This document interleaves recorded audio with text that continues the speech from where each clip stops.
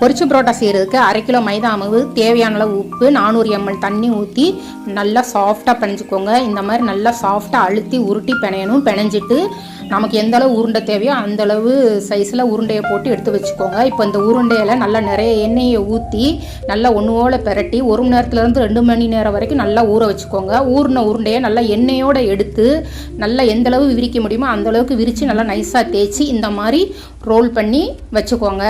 Role பண்ணி வச்ச ரோலை எடுத்து நாம் உள்ளங்கைட்ட லேசாக மெதுவாக தப்பி போடணும். ரொம்ப அழுத்தி தப்பக்கூடாது. லேசாக தப்பி இந்த மாதிரி தோசைக்கல் சூடேறின உடனே போட்டு 2 பக்கமும் லைட்டாக வாட்டி எடுத்துக்கிடணும். இதை நாம் 1 வாரத்துக்கு ஃப்ரிட்ஜில் ஒரு டப்பாவில் போட்டு ஸ்டோர் பண்ணி வைக்கலாம். அப்போக்கப்போ தேவைப்படும் போது நாம் எண்ணெயில் போட்டு பொரிச்சு எடுத்துக்கலாம்.